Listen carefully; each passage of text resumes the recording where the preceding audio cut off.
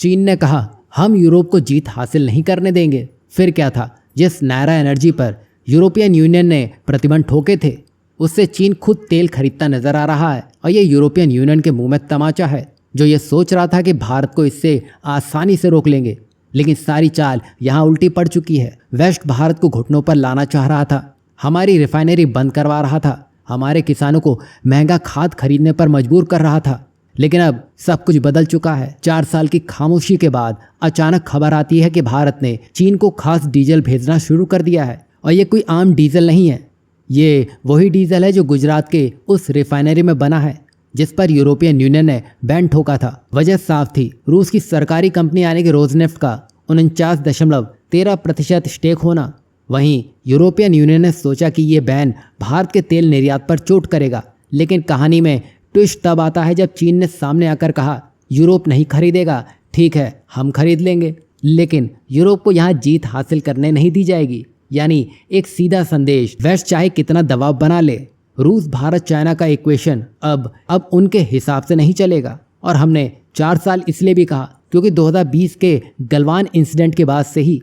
चीन और भारत के बीच में इस तरह का कोई ट्रेड नहीं हुआ। वहीं 18 जुलाई को जब EM ज़ेनिथ नाम का जहाज गुजरात के वाडिना टर्मिनल से निकला, जिसमें करीब 4,96,000 barrel ultra low sulphur diesel था, ये यूरोपियन यूनियन के सैंक्शन लगने के बस कुछ घंटे पहले रवाना हुआ। शुरू में ये मलेशिया जा रहा था, लेकिन स्ट्रेट ऑफ मलक्का में 12 दिन रुकने के बाद इसने अपना रास्ता बदलकर ज़ूशेन चाइना कर लिया। और ये ठीक वैसा ही हुआ है जैसे किसी ने ऐन मौके पर शतरंज की सारी बाजी पलट दी हो।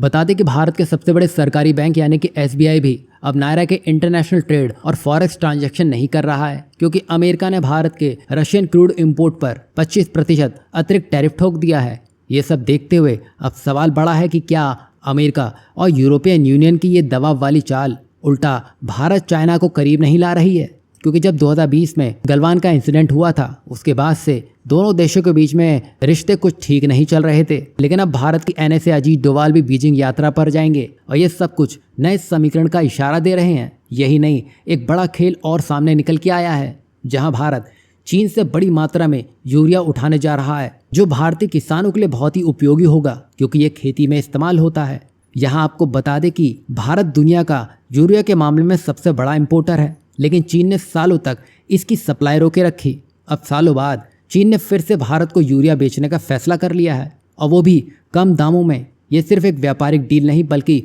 किसानों के लिए करोड़ों डॉलर की बचत और पश्चिम को एक ज़बरदस्त जवाब है। हमारे पास आपके अलावा भी विकल्प मौजूद हैं और उम्मीद की जा रही है कि तकरीबन 3 लाख टन का माल चीन से आ सकता है। और यही नहीं, जल्दी चीन के विदेश मंत्री वांग यी भारत आ सकते हैं और उनका एजेंडा भारत चीन बॉर्डर डिस्प्यूट को सुलझाना भी है। वहीं अगस्त में जो SCO समिट होनी है, तब PM मोदी और शी जिनपिंग की मुलाकात बड़ी चर्चा का विषय बनी हुई है। और अगर चीन और भारत के बीच में सब कुछ ठीक होता नजर आता है, तो अमेरिका और यूरोप के लिए ये एक बड़ा स्ट्रेटजिक सेटबैक होगा।